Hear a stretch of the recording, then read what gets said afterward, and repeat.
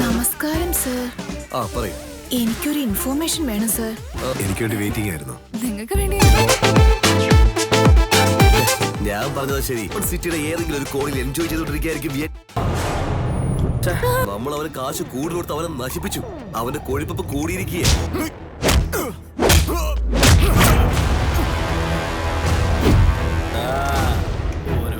വേണോടാ ഇവിടെ വന്ന് വെറുതെ സംസാരിച്ചോണ്ടിരിക്കണ്ട. നീ കോൾ ഗേൾ ആണെന്നുള്ള കാര്യം എനിക്കറിയില്ലേ?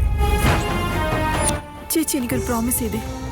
എന്റെ ചേച്ചി ഒരു കോൾ ഗേൾ ആണെന്നറിഞ്ഞ എനിക്ക് ഭയങ്കര നാണക്കേടാ. Thank you. നോക്ക് സ്വപ്ന, ഞാൻ ഇതൊക്കെ ചെയ്യുന്നത് നിന്നെ ഒരു ഡോക്ടറായി കാണാൻ വേണ്ടി. ആദ്യം അവനെ ബോധം കെടുത്തി, അത് കഴിഞ്ഞിട്ട് വേണം അവന് ശിക്ഷ കൊടുക്കാൻ. അവളാണ് ഞങ്ങളുടെ അടുത്ത് വന്നിട്ട് എന്നെ ഒന്ന് റേപ്പ് ചെയ്ത് നന്നായിട്ട് എൻജോയ് ചെയ്തൊക്കെ പറഞ്ഞത്. അവൾ പറഞ്ഞതുകൊണ്ടാണ് ഞങ്ങൾ ചെയ്തത്.